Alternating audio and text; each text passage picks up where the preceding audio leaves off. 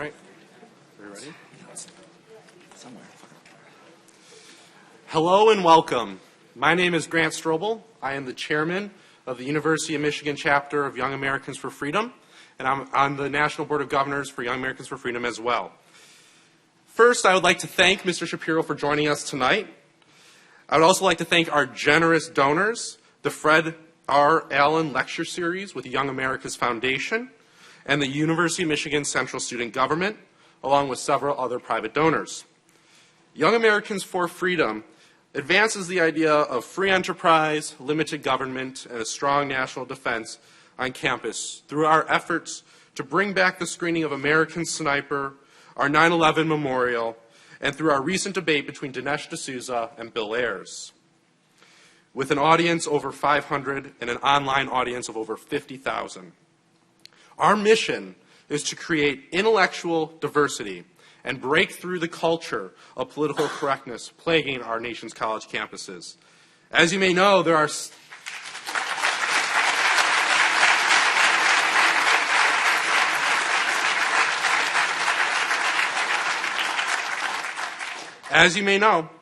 several threats to free speech on campus, on this campus at the University of Michigan.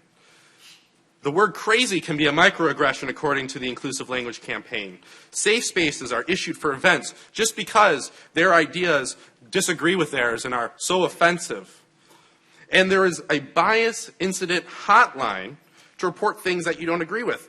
And people are being subjected to ethics investigations just because of their beliefs. These issues are a barrier to civil, respectful, intellectual discussions that we should be having at the University of Michigan about the issues of the day.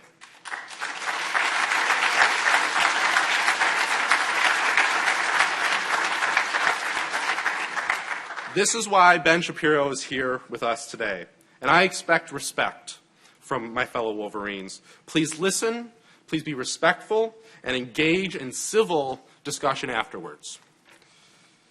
Ben Shapiro entered UCLA at the age of 16 and graduated summa cum laude in June 2004 with a BA in political science. He then graduated from Harvard Law School cum laude in June of 2007. Shapiro was hired by Creator Syndicate at only the age of 17 to become the youngest nationally syndicated columnist in the United States. His columns are printed in major newspapers and websites, including townhall.com and ABC News, and has been quoted in publications, a variety of publications nationwide, including the Wall Street Journal. He is also a best-selling author, including his best-selling book, Brainwashed, How Universities Indoctrinate America's Youth, Porn Generation, How Social Liberalism is Corrupting Our Future, and Project President, Bad Hair and Botox on the Road to the White House.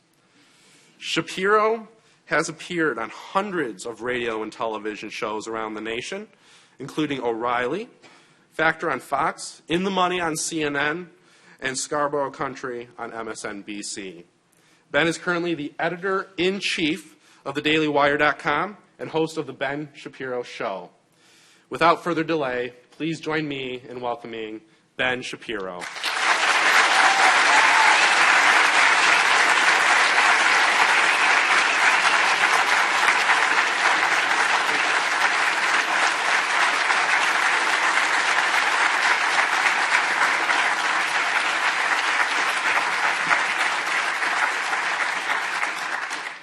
Well, thank you for having me. And before I start, I just want to make a quick note here. If you followed me for any amount of time, you'll know that I am not a fan of Donald Trump.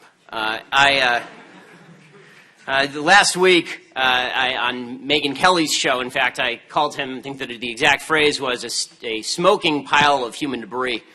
But there is only one thing that could make me say or do anything pro-Trump, and that is all of the precious snowflakes who find it so offensive that people write chalk messages on the ground. They have to whine and cry about it on a national level. So, in the name of free speech,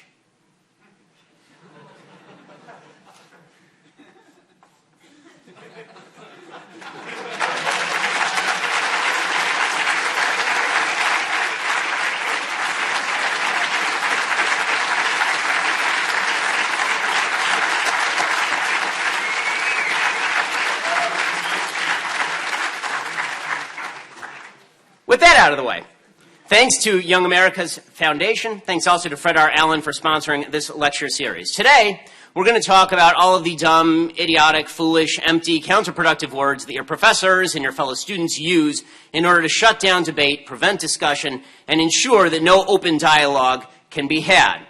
This is really nothing new. Since the 60s and 70s, the left on campus has been attempting to quash dialogue by using various terms of art, ranging from tolerance to diversity. The faces change, but the ideological fascism actually doesn't. It's just that the people who originally took over the campuses are now your administrators, and now the new left is trying to oust them because I guess they want their jobs in 20 years. So today, here's what we're going to do. We're going to go through and we're going to discuss and debunk 5 of the most commonly used and stupidest terms that the left likes to use on campus, the Hall of Fame of idiocy. This will be diversity, white privilege, trigger warnings, microaggressions, and safe spaces. We'll go through all of these, so it'll be a busy evening.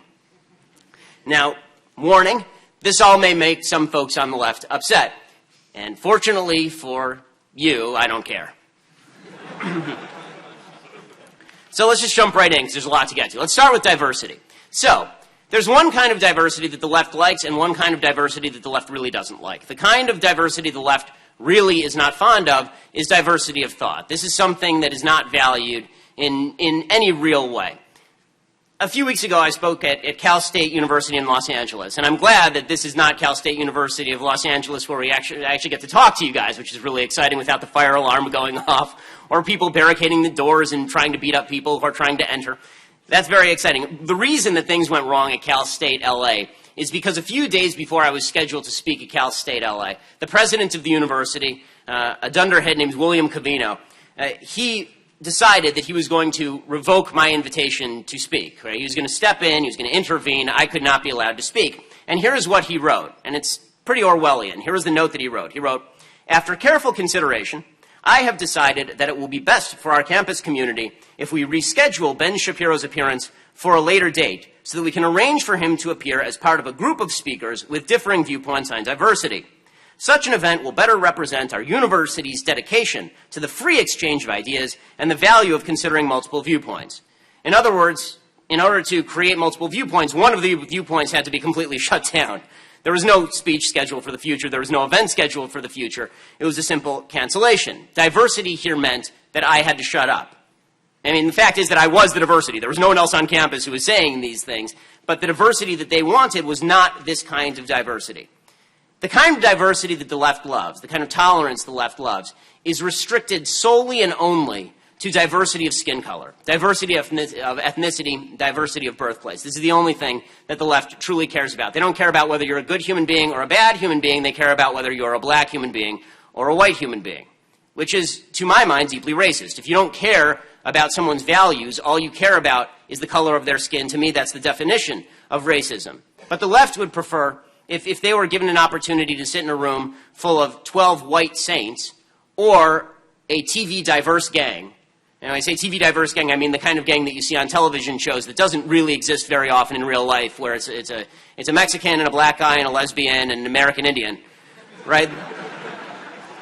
They would prefer to sit with this diverse TV gang because the diverse TV gang is diverse. And as we know, diversity is our strength, even if you're just trying to rob a liquor store. So, this sort of begs the question, which is, why is the left so focused on diversity of skin color? Because as I say, diversity of skin color is meaningless because skin color should be meaningless.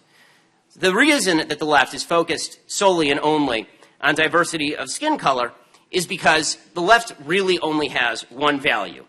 The left's value, when you boil it down, and the right's value is sort of the opposite of this. The left's value, when you boil it down, is fairness of outcome, equality of outcome. Not equality of opportunity, not when President Obama says a fair shot, a fair shake, a level playing field. That's not really what the left is into.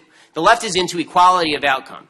And any inequality of outcome is evidence that discrimination has taken place. Any sort of discrepancy, any sort of inequality is inequity. And therefore, if you have a group of people who are not as successful as another group of people, that's not due to individuals within that group making bad decisions or individuals in another group making good decisions. That must be due to some sort of innate racism. It must be due to some sort of innate ill that society has foisted upon the less successful group, no matter what.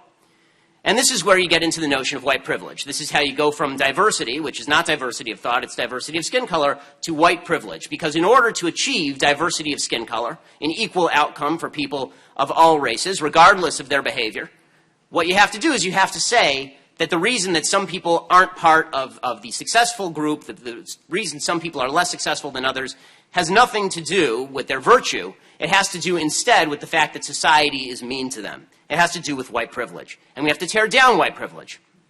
Now, what's really seductive about the idea of white privilege, which is basically the idea that the founding fathers were a bunch of they're a bunch of dead old white men, many of whom were slave owners, who designed this system solely for the benefit of other rich white men who were also slave owners. And they designed this system so it would last in perpetuity. Racism and evil is written into the American DNA from the outset. It will be written into the DNA of America forever. It is inexpiable. There is no way to get rid of it.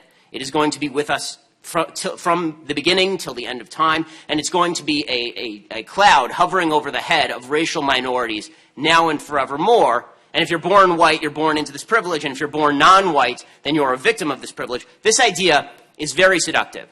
It's seductive for pretty much everyone, actually. It's seductive if you're a minority, because if you're a minority and you're not doing that well, it's a lot easier to say, this is society's fault, than to say, maybe I should have made better decisions with my life. And if you are a white person, right, if you are the person who's the beneficiary, the supposed beneficiary of white privilege, you're the white, heterosexual, cisgender male, right, if you are that guy, then the only way that you can gain moral credibility with everybody else is to scourge yourself. It makes you feel better. It makes you feel more morally virtuous because you've separated yourself from these other evil. There are white racists, but you're not one of them. And the way we know you're not a racist is because you say that all the other white people are racists. Right? The way that we know that you are a good person is because you admit that your success is due to your privilege. It is not due in any way to the decision-making that you have engaged in. So there's... this is all very seductive. There's only one problem. It's not true. It's not true. In a free country, people largely get what they deserve. If you make responsible decisions, if you decide to do good things with your life, if you make well-thought-out, decent decisions with your life, you're going to finish off better than if you make bad decisions with your life in a free country. And this is largely true.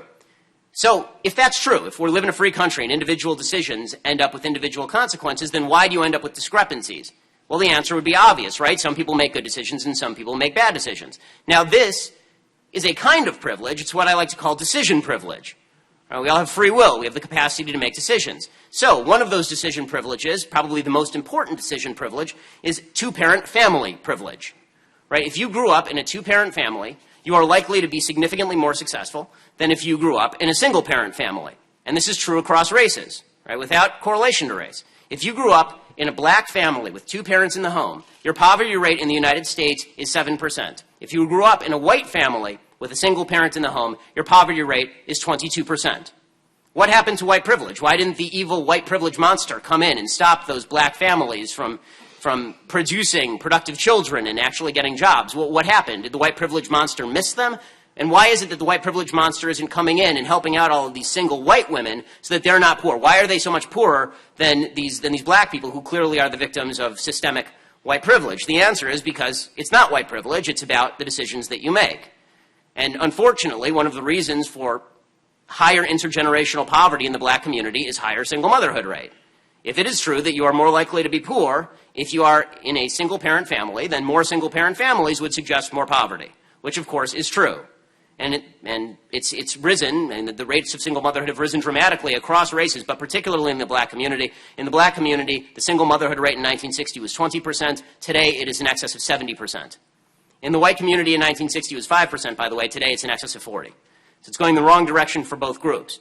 And this creates intergenerational poverty. It's creating challenges that are individual in nature. It's not because of bias. It's not because of institutional racism. Because it's very hard to argue that white privilege is worse now than it was in 1960, right? So why that increase? Why that dramatic increase? Well, one of the reasons is because government has taken over the parenting role and the providing role, so people feel more free to have children without a husband in the home, and social standards have changed, so women feel no moral obligation to marry, and men feel no moral obligation to take care of their kids, all of which creates more poverty, not less poverty. It makes lives worse. It turns out these decisions, this has nothing to do with white privilege. A black guy doesn't knock up his black girlfriend and take off because some white guy told him to do it. And the same thing is true in the white community, right? It doesn't have to do with privilege. It has to do with your being a jackass. Don't be a jackass, and it turns out your kid's life will be better, and so will yours. Here's another privilege, the not committing crimes privilege. It turns out that if you don't commit crimes, you will not go to jail in outsized numbers. It's magic that way. Right? So usually it's this point where the left starts to lose it. So when you talk about the not committing crimes privilege, the suggestion is that the criminal justice system, as President Obama likes to say, is wildly biased against black people particularly. It's out to get all the black folks, which is why virtually all the prisons are filled with Tim Robbins, Shawshank Redemption folks who are all black, right? They're all innocent. Everybody in prison is innocent. And it's just that the police have been going around arresting innocent black folks for no reason and throwing them in prison. Only one problem, this isn't true. Right? It turns out that if you want to avoid prison, the easiest way to do that is to actually not commit a crime. Here's the fact about the supposedly evil and racist justice system. It under-prosecutes murder in minority communities. It under-prosecutes murder. It under-prosecutes felonies in minority communities because there aren't enough police officers in minority communities to police all of the crime, which is one of the reasons you have higher crime rates in minority communities. And when the police do come into contact with folks, there's this myth out there that's been purveyed by the Black Lives Matter group that the police have gone hog wild in recent years, just randomly shooting black people, hands up, don't shoot, which is an absolute lie. The idea that the cops are going around targeting black people, starting confrontations and shooting them for no reason. Statistically, this is absolutely false. The hands up, don't shoot story itself is absolutely false and was a lie from beginning to end. Michael Brown was a thug who punched a police officer, tried to take his gun off of him, fired it in the car, tried to run away, turned around and charged the cop by eyewitness testimony from black witnesses and by physical evidence. Okay? So,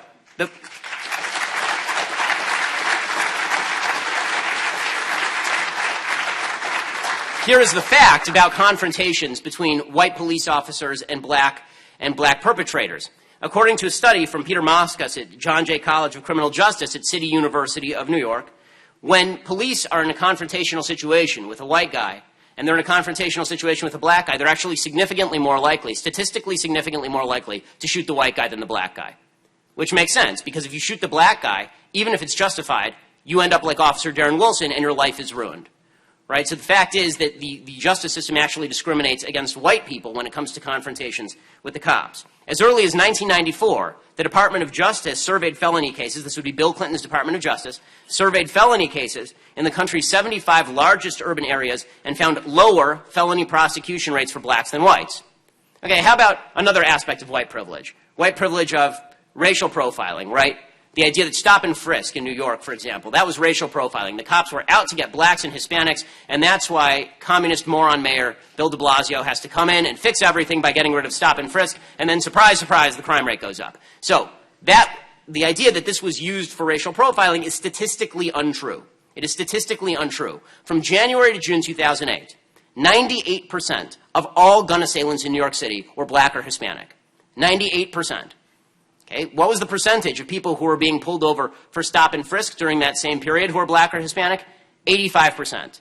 So in other words, the police were statistically under-profiling black and Hispanic people in terms of the amount of gun violence that was going on in the community, and stop and frisk was largely used as a measure to prevent gun violence because if you talk to cops who worked in New York City, they'll tell you this, the idea, and the courts as well, the idea of stop and frisk is you have to have reasonable suspicion that somebody is carrying drugs or a weapon. It's much easier to identify a weapon. You see a bump on the hip or you see people walking in a funny way, right? So you would think that if they wanted to go out and round up all the black and Hispanic folks, then they would probably have 100% rates, but it was actually 85% rates as opposed to 98% of the actual gun assailants. How about driving while black, right? This is another big one. The idea that every time a cop pulls somebody over, it must be because the person was driving while black.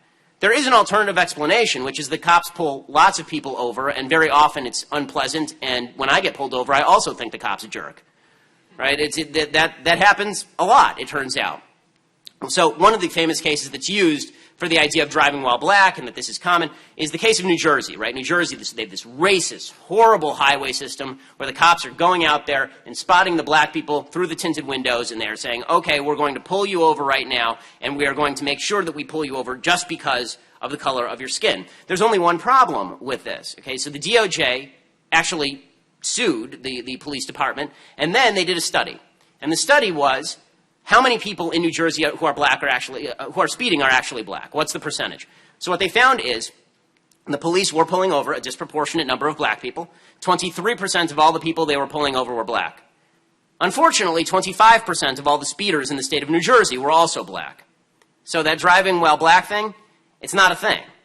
How about sentencing disparities? This has been a big one too, right? The idea that if you have a black guy and a white guy, and they are in the same situation, the black guy spends more time in prison. This has not been true for 30 years at the very least. This has not been true. It is statistically not real. Okay? The Department of Justice found this as early as the mid-'80s. Okay? And how about, for example, the one that people love to use nowadays is the disparity between crack cocaine sentencing and powder cocaine sentencing. Right? The idea is that crack cocaine is used by black folks. The vast majority of people who are convicted for distributing crack are black. The vast majority of people who are convicted for distributing powder cocaine are white. So, isn't that a sentencing disparity based on race? No, it isn't. The reason that crack cocaine is prosecuted more heavily is because it is cheaper, it is more addictive, and it is easier to distribute. Originally, the people who wanted crack cocaine punished more severely were black legislators from the inner city who were sick of watching their cities ravaged by crack cocaine. Right? And so they changed the law so that crack cocaine was prosecuted differently than powder cocaine. By the way, here's your easy proof. The vast majority of people in the United States who are prosecuted for distribution of crystal meth are white. The sentence for 5 grams of crystal meth is precisely the same on the federal level as the sentence for 5 grams of crack cocaine. Okay? Because, again, easy, cheap to distribute, very addictive. But all of this is white privilege, right? All of these disparities have to be white privilege. It can't be that more black people are committing crimes. It can't be that crack is more dangerous than powder cocaine in terms of distribution. It can't be that more black people are in jail because more black people are being convicted, because more black people are involved in the issues that lead to conviction. It can't be any of that. It's all white privilege. Everything is white privilege. When black people riot in Baltimore, a majority black city, with a majority black police force, with a black police commissioner, with a majority black city council, with a black mayor, with a black president, with a black attorney general, that's all white privilege. And, you know, if we're going to talk about groups that are really disproportionately benefiting from the American dream and how the system has been constructed for them, then we really ought not to be talking about the white folks. We ought to be talking about those darned Asians. Right? It's Asian privilege we really ought to worry about, because Asians are now the highest earning subgroup in the United States. They earn more than white folks. And it turns out that Asians get into better colleges at a higher rate than white folks. When I was going to college, it was 1,600 on the SATs, right? 1,600 was the perfect score. Princeton University did a full study, a full workup of affirmative action, essentially. And what they found is that black people at top universities were being given a 230-point bonus on the SATs. Asians were being penalized 50 points, which, of course, they deserve. Because, let's face it, there's been Asian privilege in this country since the very founding. Our founders were rich Asian men who came along and wrote the Constitution specifically for the benefit of Asians.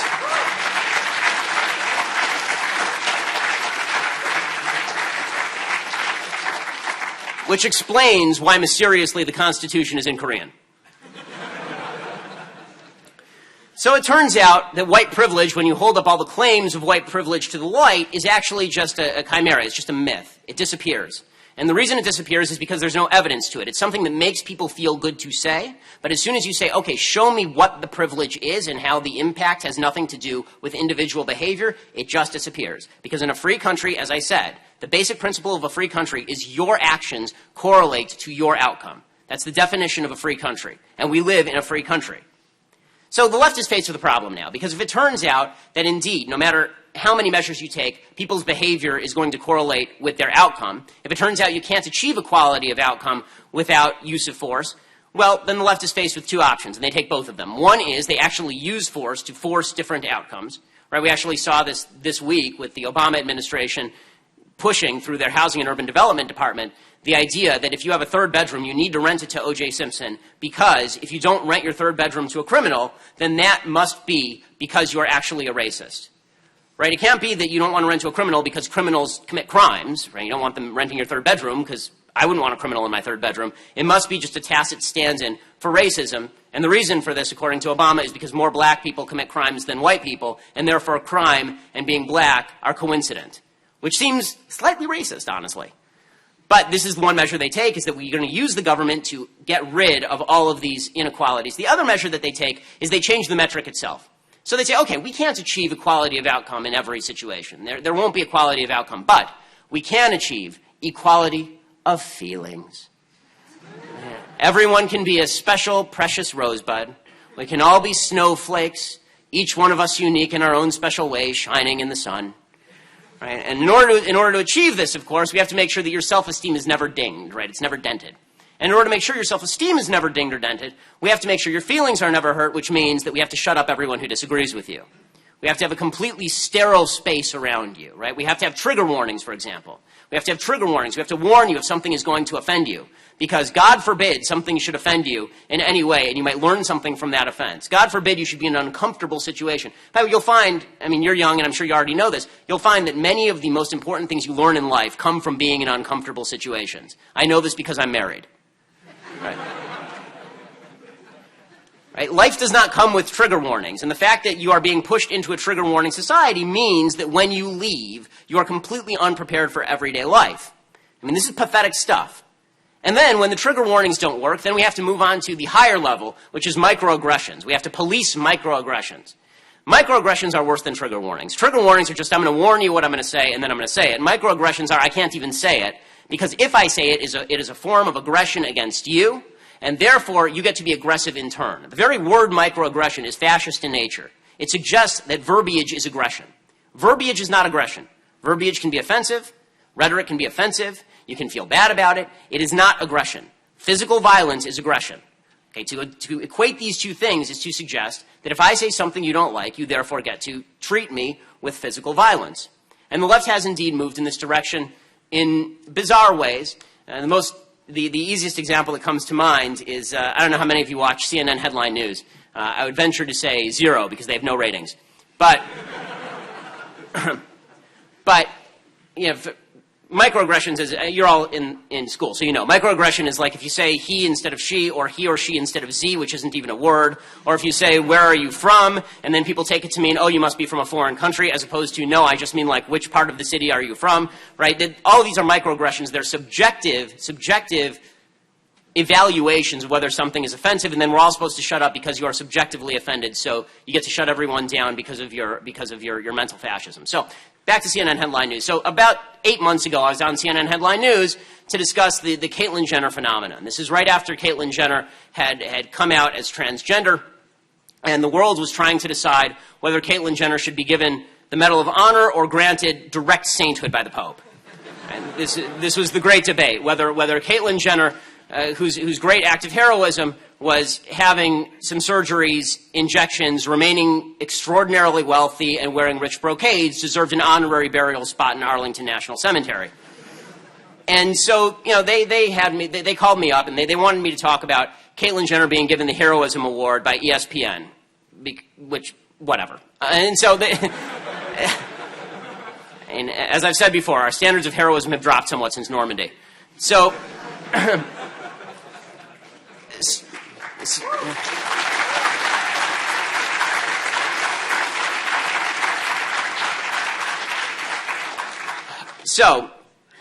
you know, my perspective on transgenderism is very clear, and I've been very clear about it for a very long time. I believe in this thing called biology. I believe in this thing called chromosomal biology. I don't believe there's a magic machine that makes men into women or women into men.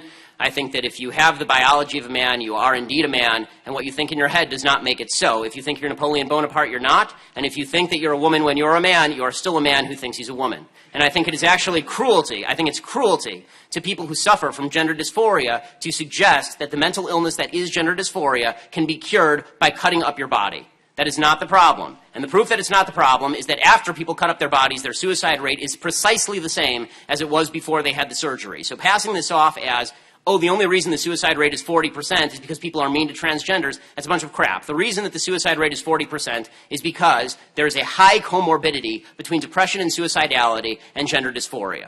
Okay, so this is my perspective. So they have me on the show to say this perspective because I'm the only person in LA in like a 20-mile radius who believes this. And so they call me up and they say, okay, we want you to come on Dr. Drew's show, which, I mean, all of CNN headline news is low rated. Dr. Drew he actually has negative ratings. People who have yet to be born will never watch his show. So the producer brings me into the green room, and the producer says, I want you to say what you want to say. We really need to get the ratings up. He's admitting to the guests, right? No one watches this show. And I was like, well, I could have stayed home and just talked to my wife and had more viewers. But But he says we need to get the ratings up. And also, by the way, I used to produce for Jerry Springer. It was at this point I should have started to have second thoughts. But I didn't. So they bring me into the room, and it's me, and there are 6 other people on the panel. And all 6 of the other people on the panel are leftists, which makes it almost fair for them. And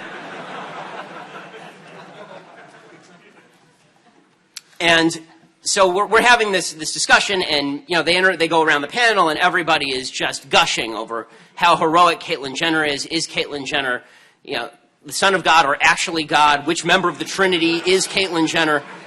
And finally, they come to me, and I say, I don't understand as a society why we are participating in a mass delusion. Why is this helpful in any way?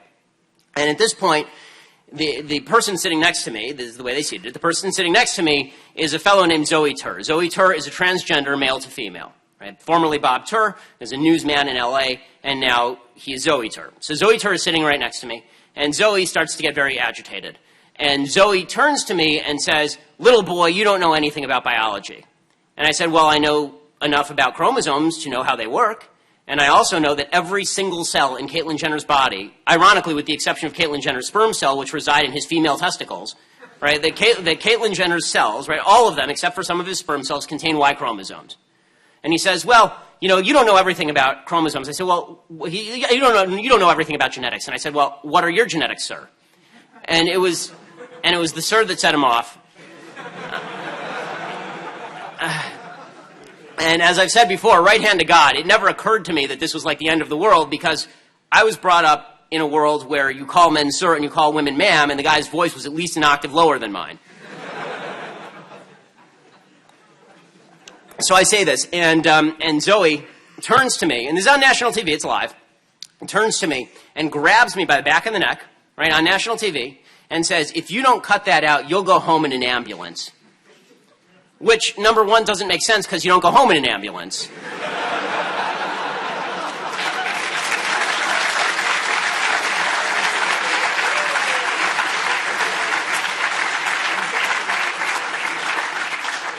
And I mean, I was slightly taken aback because this had not been how I really saw my day going when I woke up that morning.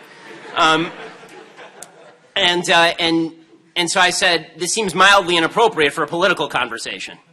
And at this point, this is the punchline. So all this is going on. At this point, all the other people on the panel, all of them, right, all the leftists on the panel, instead of saying, Zoe, you're not allowed to grab people and assault them on national television. This is a bad thing, Zoe. Right? Instead of saying that, they immediately swiveled and turned to, well, Ben, what you just said is so offensive. You knew that Zoe was going to react that way. And I can honestly tell you, I did not know Zoe was going to react this way.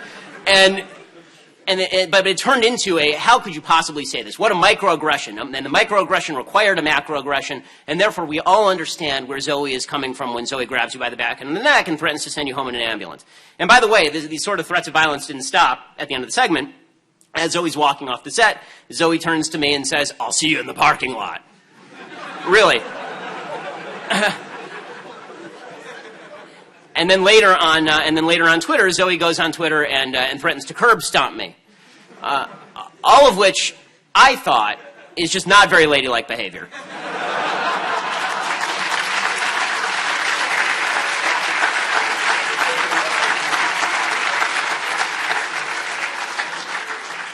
But the point is this, right? Whether you think I'm a jerk or not, and believe me, there are plenty who do. The point is that you cannot, like what I say, that doesn't give you the right to put your hands on me. In a civilized society, the definition of civilization is that you get to speak freely and no one puts their hands on you, right? There's no violence in response to things that offend you, right? You just deal with it because that's a free society. And if we don't have that, we don't have anything. Microaggression culture takes that away from people and grants them a patina of legitimacy in reacting with aggression to words. And once we've reached that, then the only common value that holds us together is gone, right? There are two common values that hold us together. One is the idea that your actions have consequences, And your personal deliberations and decisions have consequences. And the other is that we get to say what we want and not get punched in the face. These are basically the two main principles of Western civilization. And unfortunately, they're under attack by the left. Both of them are. And so finally, once you've gotten past the trigger warnings and you've decided to wipe away white privilege because all of the white people have grabbed their scourge and whipped themselves into a frenzy screaming, mea culpa, mea maxima culpa, and you have your microaggression culture and everything has been banned, finally you have your magical fascist safe space. Right? You get to live inside your little cube of fun, you alone, with all the people who love you, which is no one. You just get to sit there. You get to sit there. I mean, it's basically like being in your dorm room. The only difference is there's no porn in your safe space. And your safe space is just you sitting there, but you feel warm and special about yourself because you will never be faced at any point with anything that offends you or makes you feel bad. All of this makes people crazy. It makes people legitimately crazy.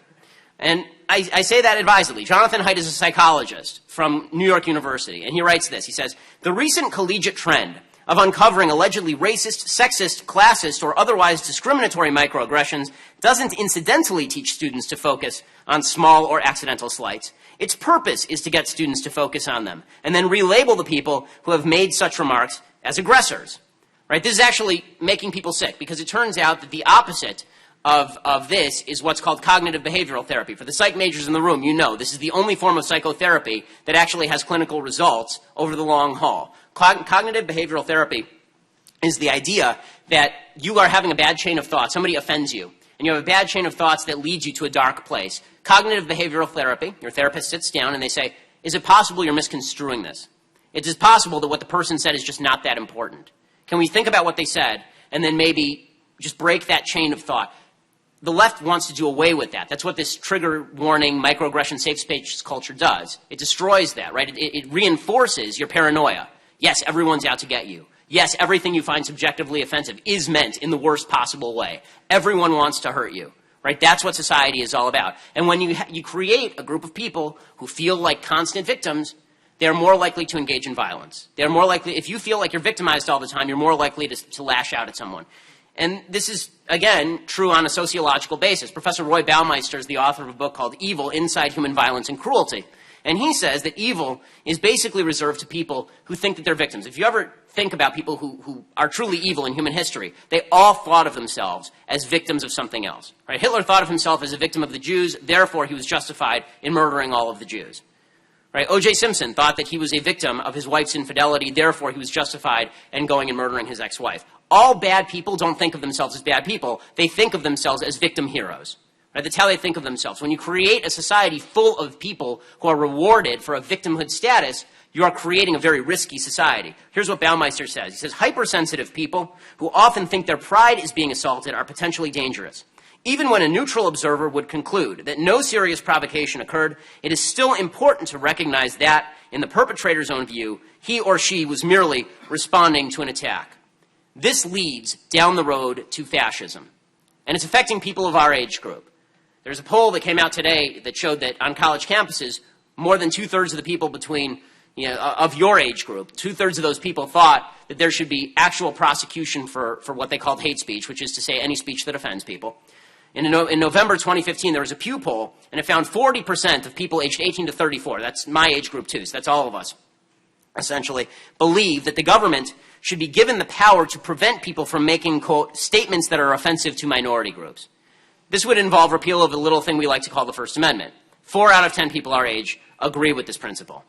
On college campuses, that number, as I mentioned, is well above 66%.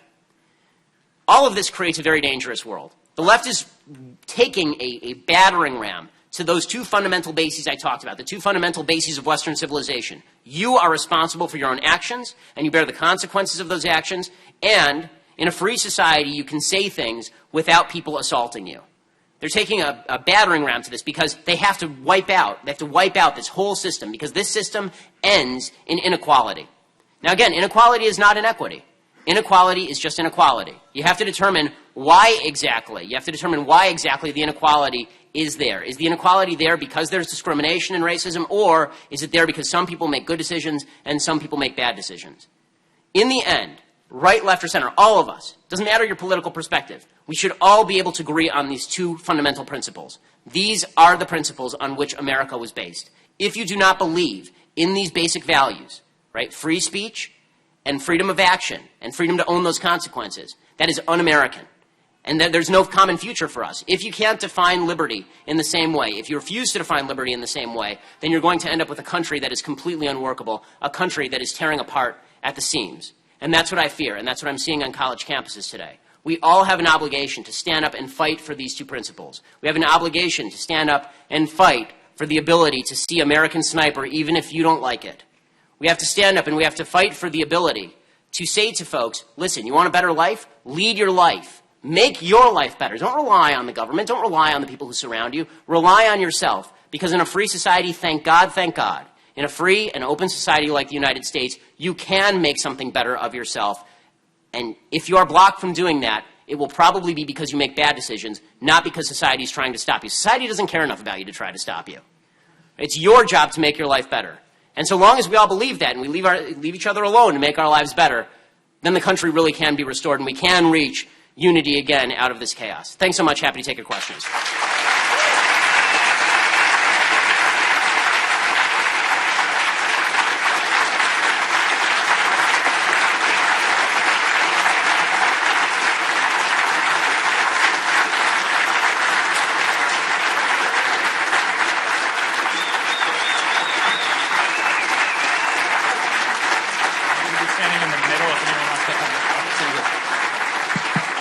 So if anybody wants to ask questions, there will be a microphone in the middle, so you can just come on down and ask questions. Hopefully, if there are people who disagree, I'd like to take those people first. That's always more fun.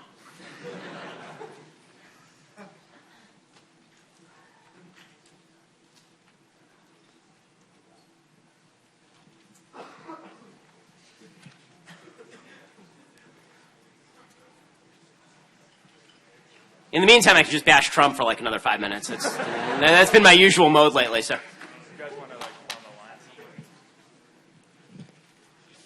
how you doing, Ben? Doing pretty well. How are you? Good. I just want to talk to you about a question I have. How do I defeat the minimum wage argument about continuing to raise it as they have done just previously in California? The people who are suggesting minimum wage don't know anything about business or economics, and minimum wage invariably minimum wage is supposed to be an economic decision, but it's predicated largely on a moral vision of the world that is false, and that is that somewhere these business people who are engaged in competition with each other with ever shrinking profit margins, somewhere the McDonald's owner in his back room has a giant Scrooge McDuck money bin filled with gold, and each night he goes there and he just swims around in it, right?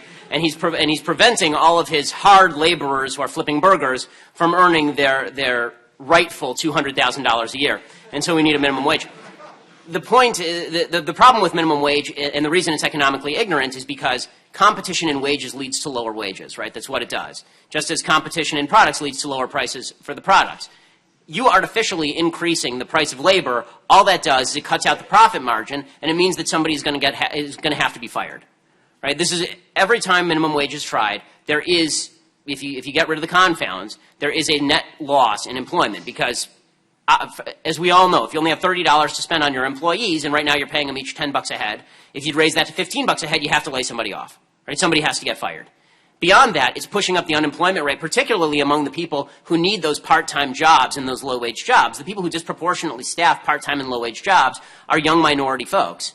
Right? And those people, their unemployment rate is soaring right now because if I'm going to pay $15 an hour for a burger flipper, he also better be able to recite cons. I mean, he better have another skill set, right?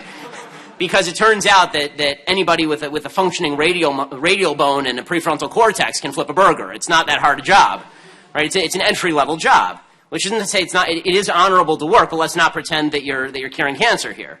Right, which is the reason why people who actually try to cure cancer get paid more. So the idea of minimum wage is foolish. The easiest way to debunk this is to say, okay, you say it should be a $15 minimum wage. I'll agree with you. I say it should be a $2,000 minimum wage. $2,000 an hour. Why not? These people have money in the back room, right? They've got that Scrooge McDuck money bin. We know that they're gypping people. We know that they've got this money hanging around. Where are you coming up with this $15 an hour number? I mean, is it straight from your colon or does it pass through the small intestine first? Like what?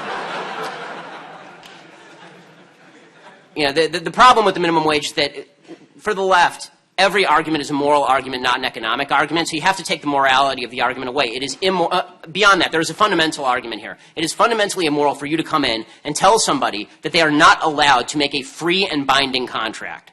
Okay, no one is being chained to their grill. If somebody doesn't want to work for that wage, they can leave. Right? And who are you to tell the 17-year-old black kid who wants to work for $7.50 an hour that he is forbidden by law from taking a job at $7.50 an hour? Who are you to do that? Right? This makes you a totalitarian. It's a totalitarian rule. So that's the way I would argue against it. Thank you, sir.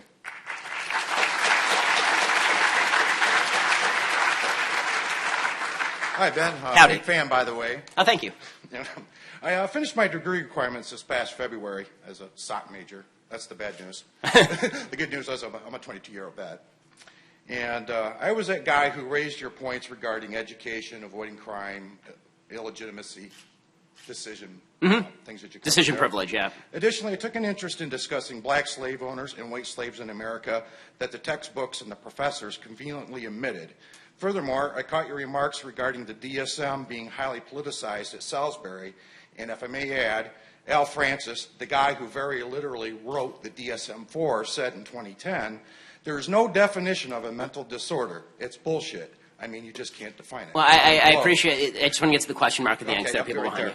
Given these examples, why does the left continue to present one-sided views relatively unchallenged, and what can be done to bring intellectual objectivity back to the curriculum? Well, I mean, if the question is how do we restore balance to college campuses, the answer is you lie that you're a conservative until you're a professor and then you come out of the closet. Right? I mean, that's legitimately like the only way to do it, because the reality is that there's a tremendous bias in hiring against conservatives, because the way that becoming a professor works is you have to have a professor sponsor your dissertation. Leftists don't tend to sponsor people who want to write dissertations about conservative ideas. It's a perpetuating cycle. So, you know, the way, what I've suggested, and I suggest this to all students, I get this question a lot from conservative students. What do I do if I have a lefty professor? Write like a leftist. That's the answer. Write like a leftist. I did it when I was at UCLA. In class, I argued openly like a right-winger, and then on my test, I wrote like Bernie Sanders. Except slightly more coherent and incomplete sentences.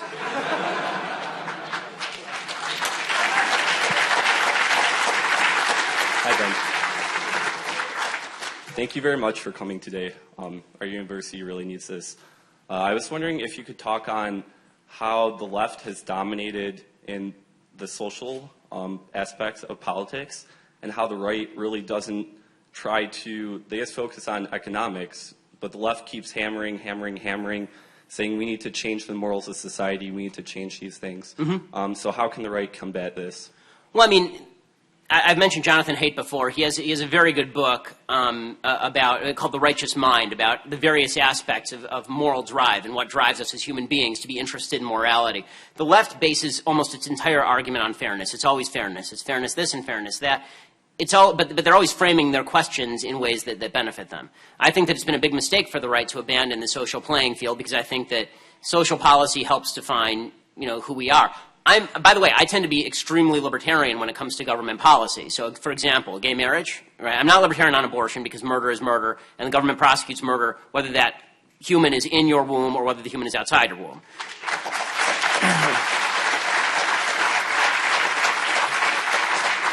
But when it comes to same-sex marriage, I'm actually libertarian, and the reason I'm libertarian is because I think the government basically sucks at everything.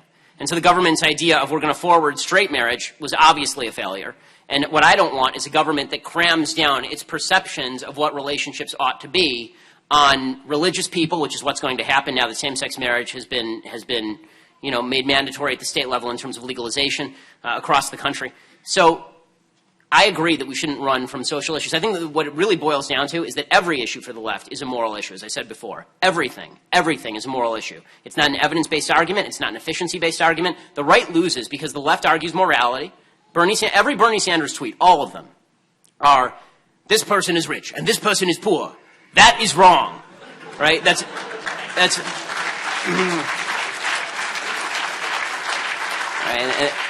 And then he plays the air bongos for a little while, and then we all move on. But every argument for the left is a fairness, equality, morality argument. The left and the right always comes back with That's just not efficient. It's just not effective. And you're going to lose arguments when you argue that way. So particularly on social policy, I think that the right has some strong points to make. And I think it's a mistake to run away from those. I think that what really goes to is fear. I think that people on the right know the arguments. They're just afraid to make them because they're afraid of being called intolerant. But it seems to me significantly more intolerant for people to suggest that the government should force a religious Christian baker to cater a gay wedding than it is to suggest that I personally don't have to accept the legitimacy of your marriage. Right? My personal intolerance is one thing. My personal decision that I don't like what you're doing is one thing. You don't have to care. Once the government, whoever calls the government guns first is essentially the fascist. Right? When it comes to issues like this, and I think that's how we ought to argue them. Thank you.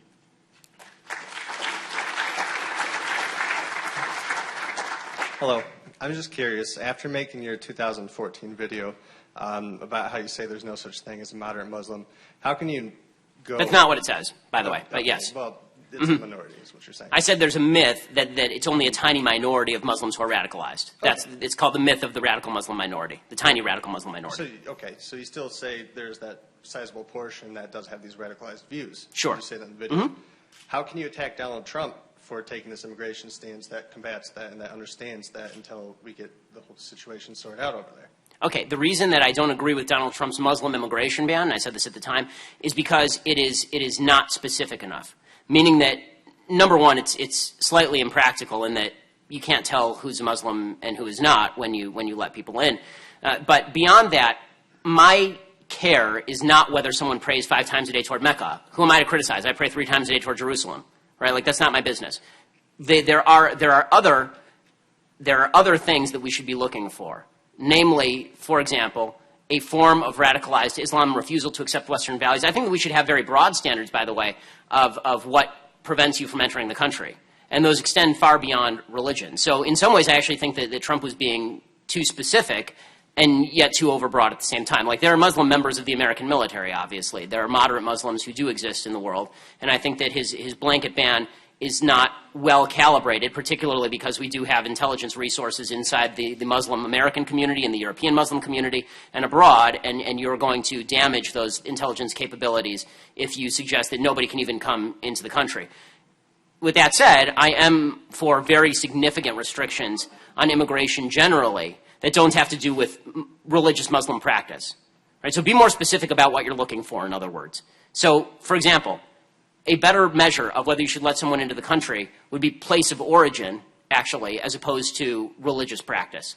So, for example, if the person is from Syria right now, that person should get more scrutiny than if you are a Muslim who's residing in Dearborn. Right? I mean, just as an example, right? Because by polls, American Muslims are significantly more moderate than Muslims who are living in Syria. So, you know, I think that we should be more specific than that. I also think that Trump has a habit of saying the loudest thing possible without really thinking about it and then walking it back. And he has walked it back. I mean, he started off with no Muslims will enter the country at all, including people who are on vacation. And then he walked that back, right? And then he said his very rich Muslim friends will come into the country. He said that on MSNBC last week. So this is not this is not a well-calibrated immigration policy, in other words. I think that we should be highly skeptical of anybody who wants to come in the country. We ought to make sure that they have our values, and we should make sure that they're not leeching off our economic system. But I think you can do better than, well, what's the gauge? Like, as soon as you find out that somebody prays 5 times a day toward Mecca, they don't come in, that seems, again, overbroad to me. Thank you.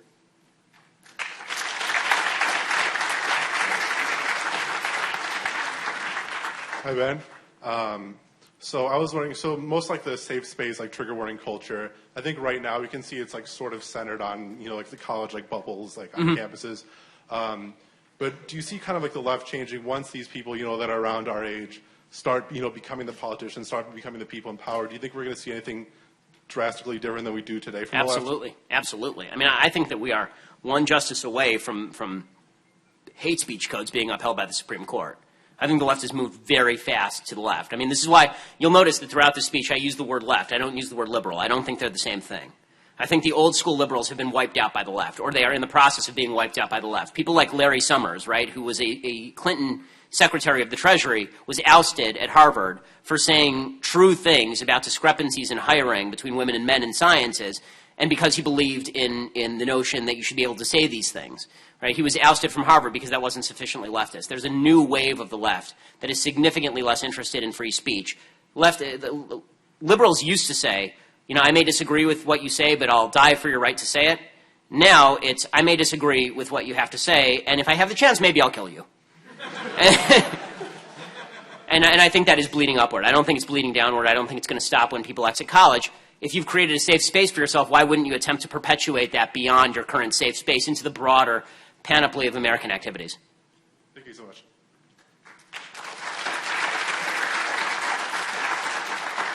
So as a Christian, I don't support gay marriage, and I definitely don't support gay adoption. Mm-hmm. And I was just wondering what your argument, or what your view on gay couples adopting is when the left says that it's better for them to be adopted than stay in foster care or be orphans. Right, that's called a false choice. There are significantly more couples, married heterosexual couples, who are looking to adopt than there are children who are looking to be adopted in the United States. The adoption system is a complete disaster. I believe that every child deserves a mother and a father. The answer to the adoption crisis is to make a more streamlined adoption system, not to broaden the categories. By the way, I feel the same way about single people adopting. I think every kid deserves a mother and a father, end of story. So, again, I'm with you. I agree. Okay. Thank you.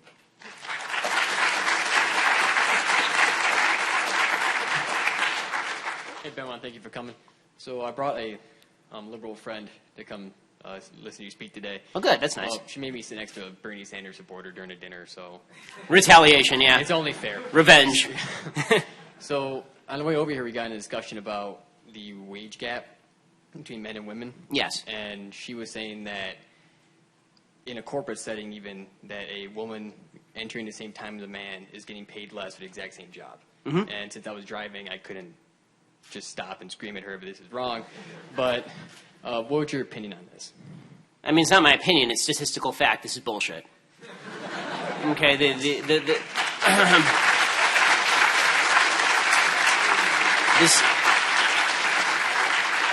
78 cents on the dollar myth is just that. It's a myth. Time magazine actually found as early as 2010 that in the 50 biggest cities in the United States, women were actually earning more than men. If they had the same job qualifications, the same number of years in the workforce, the same number of hours worked, the reason that women on average are paid less is because women take time off, they take less risky jobs, they don't take as much time at work, they would rather be home with their families. These are choices that women make, and it's astonishing to me that feminists actually degrade those choices as though it's a terrible thing when a woman takes time off. Well, it's her choice. I mean, I thought that was your whole deal. My wife is a perfect example of this. My wife is a doctor, right? She's just graduating from UCLA Medical School. She finished all of her classes. She's just graduating in about 6 weeks. And she's doing 5, so we'll see if she's having our second baby in 5. So we'll see if she's able to walk up to the podium.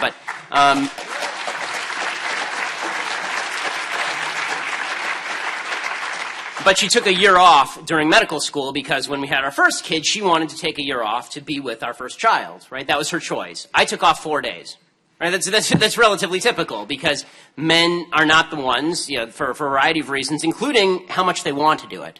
Men are typically not the ones in the home. And by the way, I'm speaking as somebody who, when I was growing up, my dad was a stay-at-home dad and my mom worked. Right, so I'm fine with whatever choices women want to make about work versus home life. I think there are certain choices that are more or less beneficial to the child. But to pretend that these discrepancies don't exist across the broad class of women is just not true. It's just not true. And it's not society's fault that women are given this, as Gavin McInnes says, this magical superpower of being able to create other humans, which is unbelievable and cool. Right, and it's now been seen as some sort of horrible affliction by so many women. It is the coolest thing literally on planet Earth from my perspective that women can do this. It's unbelievable. And, and being able to recognize that and then say that women are able and free to make the choice to engage with that and enjoy it and be part of that, that's an aspect of freedom. So if women are being paid less on average, it's because women want to be paid less on average. And if they didn't, they would be in the workforce the same amount as men, and they would be 40, and they would be unmarried, and they wouldn't have kids, and they'd be miserable. Right? Because men who do the same thing are generally 40, unmarried, don't have kids, and are miserable. Right? Being a workaholic has its downsides, in other words. But the workaholics skew some of the statistics. And again, men don't have to take time off for childbirth. Men can't nurse, unless you're Michael Moore. And it's...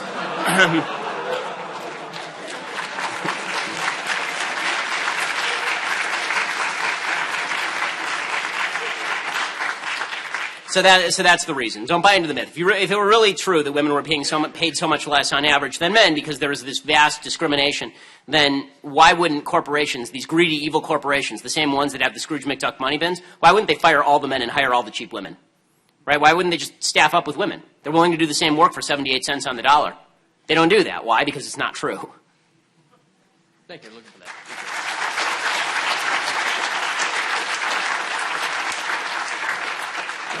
Hi, Ben. I wanted to ask you what you were talking about a couple speeches ago about the 501c3.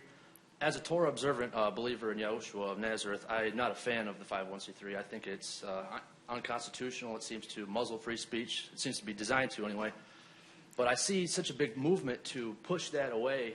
Though I don't belong to a 501c3 organization, I see that such a huge longing on the left for them to shut that down and, tax the churches. We'd have more money, such and such. And you were talking about how that would kind of destroy the institutions as a whole, and I just want to know if you could expound on that. I mean, historically speaking, so we'll leave our religious disagreements for another time, but historically speaking, churches, this has been a major battle always between the crown and the church, right? I mean, this was true in Britain. Whenever the king wanted to get at controlling the church, he would immediately try to revoke their property titles, right, and their grants and their land grants. The fact is that church independence relies to a certain extent on not being taxed because, as the Supreme Court famously said, the power to tax is the power to destroy. Right. So if you can tax the church out of existence, then churches can cease to exist if the government just doesn't like how your church operates. What I have a problem with is one of the things that the government has done is they've put up these absurd laws, these regulations that suggest that if you're a pulpit rabbi or a pulpit pastor or a priest, that you can't speak politically from the podium or they'll revoke your 501c3 status. This is un-American to me.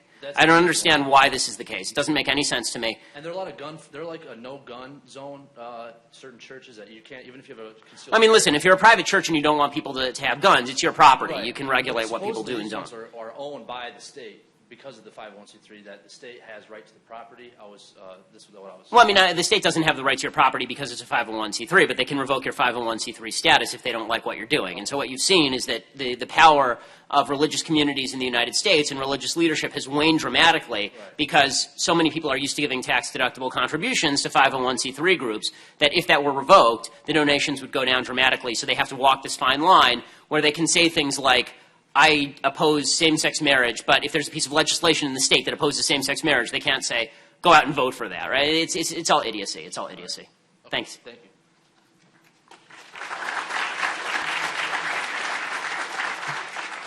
Hey, Ben, I drove from Wisconsin here just to see you. Oh, wow. Thank you. That's a bit of a schlep. 3 quick questions. 1, will you take a picture with me? And 2 and 3 are kind of together. What are your views on voter ID laws, and is the voter fraud argument a legitimate one? Okay, so number 1, yes, I will take a picture as time permits, but since you asked first, you get the number 1 picture. So yeah, so yes, we'll definitely do that. And how tall are you? This is for all the Milo supporters out there. How tall are you? 5'5". 5'5", great. So I'll look really tall next to you. Perfect. So, okay, so the second question was about, forgive me, about voter IDs. Okay, so voter ID laws are perfectly legitimate, just as you show ID to buy alcohol or you show ID to get into an R-rated movie. It seems like a very basic requirement that you be the person on your ID before you can vote. And all the people who are saying that this is some sort of racist, evil attempt to stop black people from voting, see, I'm not a racist, so I don't think black people are too stupid to get IDs. It's actually really easy to get an ID, right? All of us have them. Raise your hand in this room if you don't have any form of ID. Right. Okay? So the idea, and there are black people in this room, they have ID. It turns out that it's not racially discriminatory to say you might want to show who you are before you vote. Right? And when people say, well, there haven't been any prosecuted cases of voter ID, right, because people don't like prosecuting cases of voter ID because they don't want voter ID.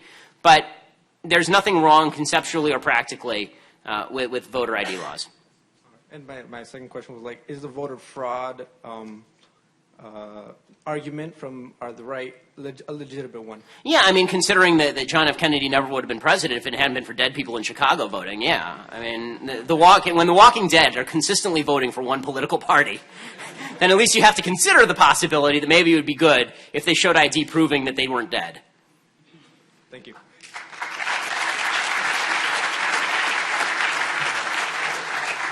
Hey, Ben. I just want to say, before I ask my question, it is very possible and maybe even more consistent to be a libertarian and against abortion. It's a moral question about when you think life begins. I agree. Okay. And the second, I guess my question is, so I don't know if you've heard about the chalking going on the diag. Yeah, yeah. Right. So that was done. There were hashtags like Stop Islam, Stop the Rape of Europe. So in response, leftist groups went out and said, solidarity with Islam, we support Muslim students. There was one, the irony of which I found too painful to ignore, hashtag queer solidarity for Islam. There is... Yeah, you can write that on the pavement here at University of Michigan. Try it in Saudi Arabia sometime. Yeah. Well,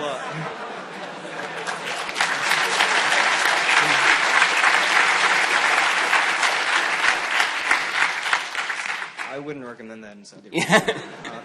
So I wrote under it, I quoted what is admittedly a weak narration from Muhammad, but there's no poverty of condemnation of homosexuality in Islam. But I quoted, wherever you find people committing the sin of the people of Lot, kill the one doing it and the one to whom it is done. I just wanted to challenge cognitive dissonance on the part of Muslim students and on queer students. Milo retweeted that, by the way. So one of the main attacks that I get from things like this is, oh, you're just doing it for attention. You know, you're an attention whore, and yeah, that's basically the idea. It's less substance and more. And I'm sure you get a lot of this. You get called a jerk. You get, I mean. Yeah, I mean that's true. How do you answer that? Well, I mean, what I'm saying is either true or not. End of story. I mean, in my now quasi-famous catchphrase, facts don't care about your feelings. So, if you are, if I chalk something that's true, then it's true. By the way, I will note that. And what do you say about not the right time, not the right place? Oh, who dictates that?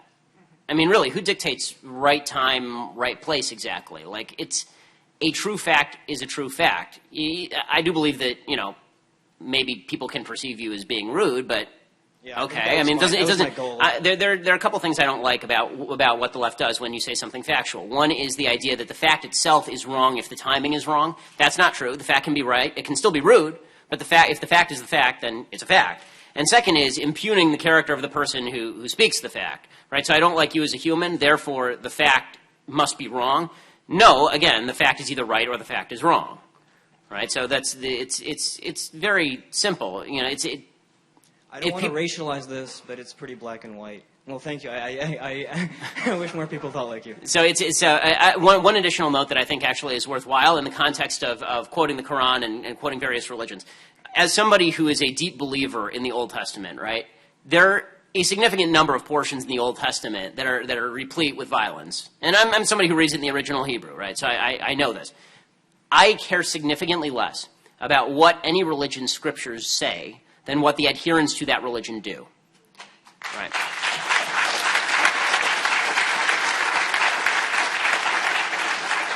I mean, Leviticus 18:22 also recommends significant penalties for homosexuality, but it's been a really long time since Christians and Jews were actually perpetrating these penalties for homosexuality.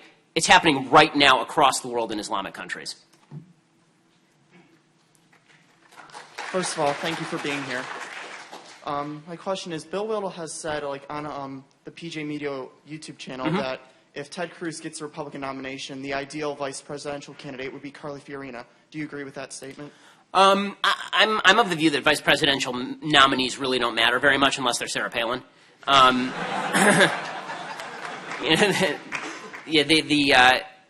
Historically speaking, people think that the vice president makes a lot more difference than the vice president makes, which is why Bush can pick, a guy from a state with less than 2 people. Like, he picked the only person in Wyoming to be his vice president, right? And he can win the presidency. So Carly Fiorina would be a good attack. She's a good attack vehicle. She's very smooth on attack. As a woman, there's an identity politics that allows her to attack Hillary Clinton in ways that some of the other people on the stage probably couldn't. I think she'd be a fine VP pick, Carly Fiorina. And I think there are plenty of people who would be decent VP picks for Senator Cruz. Again, at this point, all I care about in the presidential race is that the nominee is not Donald Trump.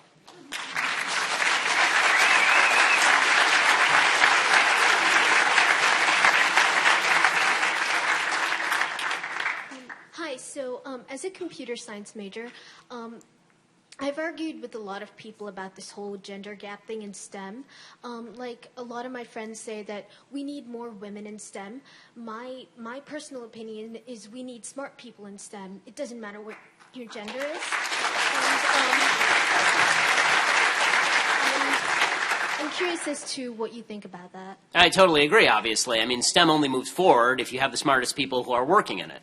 You know, affirmative action is not useful in developing, you know, greater technologies or better things, right? No one cares whether the race of Jonas Salk when he develops the polio vaccine. We just need a polio vaccine, right? No one in this room really knows the race or ethnicity of the people who developed all of the various aspects of the laptop that you use today. All you know is that you have a really nice laptop because smart people worked on it, right? No one cares. When I buy a product, the first thing that goes through my head is not, I wonder what color was the person who built this product. It was, this is either nice or it's a piece of crap, right? I mean, and so I am always a quality of the human being, quality of the product, quality of the intellect, quality of the virtue over identity politics. I hate identity politics. I find it absolutely revolting. Thank you.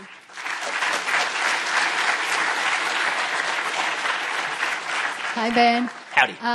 Are you familiar, and can you elaborate? I think you mentioned it, but I'm not sure, about the 569, I believe, bill that was passed by 133 Democrats in the Congress on trying to bring into a law punishing anybody who criticizes a religion. They meant Islam, of course, and justifiably criticizing aspects of political Islam.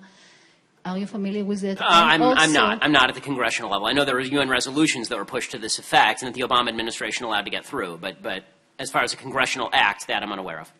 Okay, so I'm talking about also the United Nations OIC Right. collaboration with Hillary Clinton on trying to pass. Could you elaborate on that? Because this is a very important issue. Well, I mean, there's been complaints for a long time, and I think that they're well founded, that the Obama administration has been working inside the United Nations in order to promulgate measures that are acceptable to the Organization of Islamic Countries about criminalizing blasphemy. And the Obama administration has basically taken a hands-off view of this. They've essentially said, okay, if you go forward with that, you know, we also don't like offensive speech about religion, offensive speech about Islam in particular. And you see that reinforced throughout the Obama administration, right? I mean, before the Charlie Hebdo attacks, when everyone was tweeting, including the Obama administration, you know, je suis Charlie Hebdo, like a year before that, the Obama administration was condemning Charlie Hebdo for being insensitive to Muslims. And you know, again, the Obama administration was condemning YouTube videos, crappy YouTube videos for Muslims murdering 4 Americans in Benghazi. They seem very, very comfortable with condemning people for Islamophobia when Muslims then proceed to kill people. Like, that's troublesome to me. And my understanding is that they've been doing that at the UN more broadly.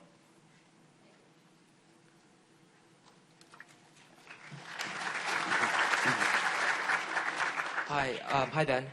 I'm a freshman at the University of Michigan, and I kind of label myself as a conservative. And basically, I completely agree with you with the sense that the First Amendment, I guess at any university anywhere, is a complete farce.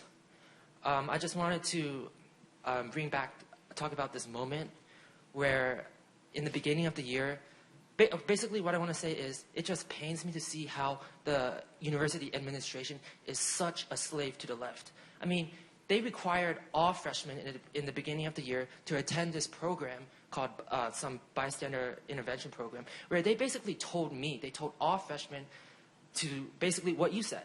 They told me that, you know, you cannot ask people where they're going on for vacations because that would imply that they are of lower status than you, or you cannot ask people where they're from. Right.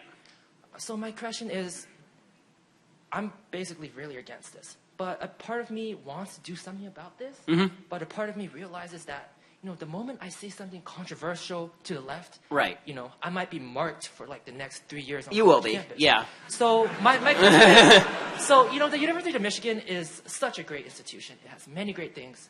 My question is, should I just take the best of what it has to offer and ignore the rest? Or do I even have a chance? You have to be smart about it. So, I mean, I'll say 2 things, and you have to balance these 2 competing values. One is that you're part of the fight whether you like it or not, right? Just by being here, you've already made yourself part of the fight. By asking this question, you're now on tape. I'm sorry, but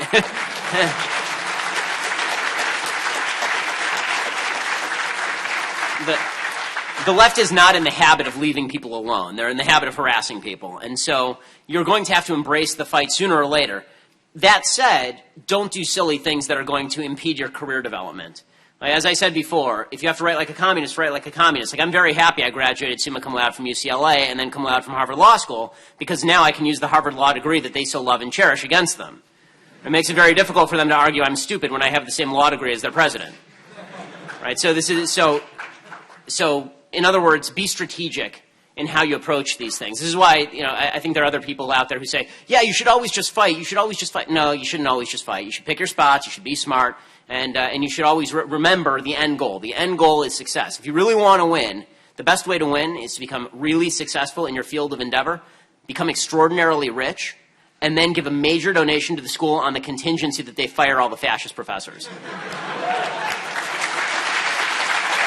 All right, we have time for 2 more questions. Hi, Ben. Howdy.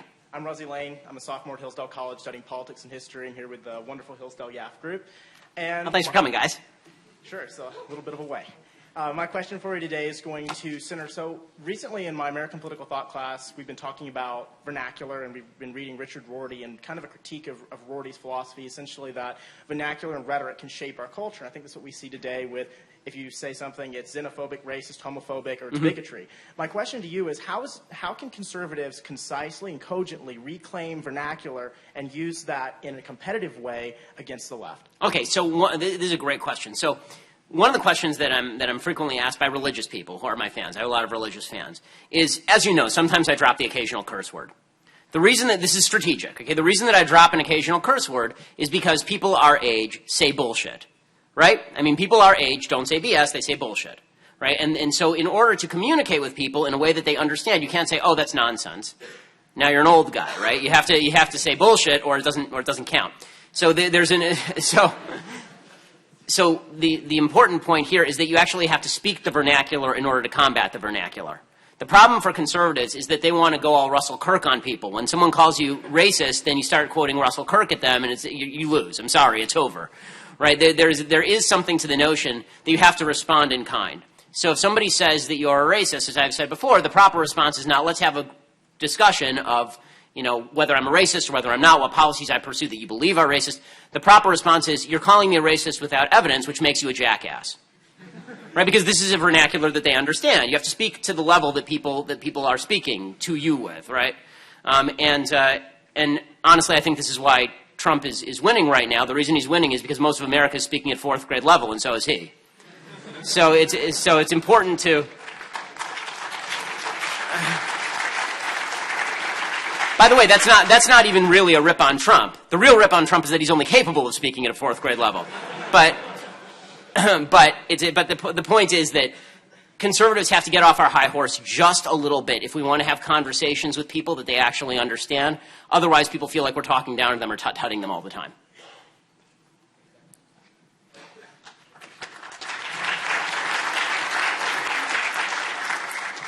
Hi, Ben. Thank you for coming.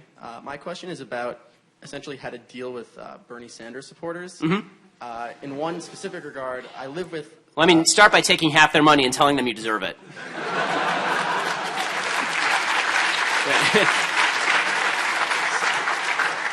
So I live with somebody who's a very big Bernie Sanders supporter. I'm sorry. And by the way, unsolicited dating advice, folks, do not date Bernie Sanders supporters. Just don't do it. They're going to take all your stuff and leave.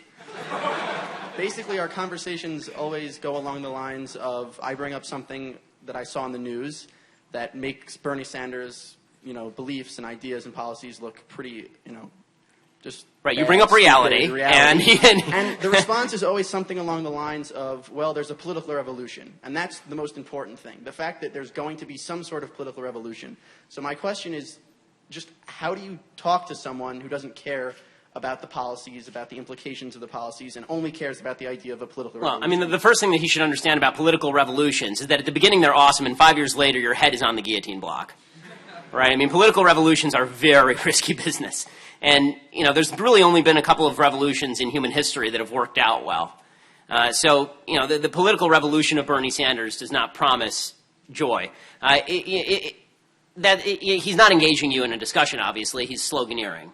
Okay, so it's a political revolution. What is the content of that? One of the things that I always urge people to do is ask questions. Don't argue, ask questions. What do you even mean by that? What does that mean? What kind of political revolution are you talking about? What's going to change when Bernie Sanders is elected president in Unicorn Land? Right? Well, how are things going to change when a man older than Methuselah actually occupies the White House and can't get up the stairs without the electronic stair lift?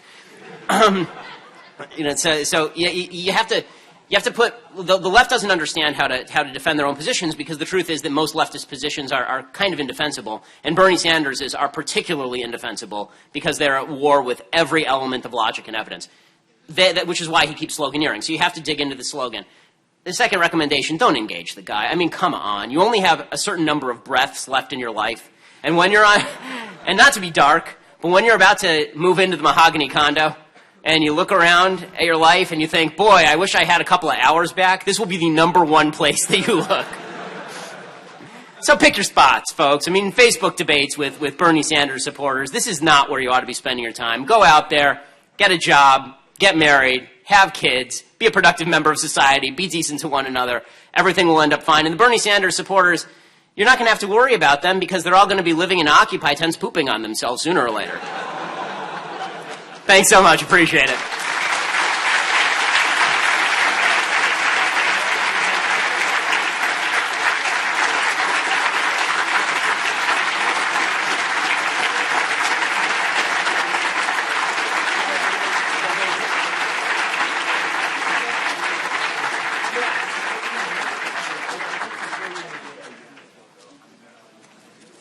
If you want to set up like a photo line on the wall, we can do that. Set up a photo line on there? All right. Yeah, we'll go like, right now what time is it? It's 8:30. Okay, why don't we do pictures for 15 and we'll just cycle people right through. All right. And then at 8:15 we'll all go somewhere. All right. If you would like a photo with Ben Shapiro, please get in a line along here. It is going to be really, really quick. No times for questions or comments. It's just going to be a picture and just go through as fast as we can for 15 minutes. But thank you so much, everybody who has come tonight. Yeah, I have to take off. Thank you. Good job.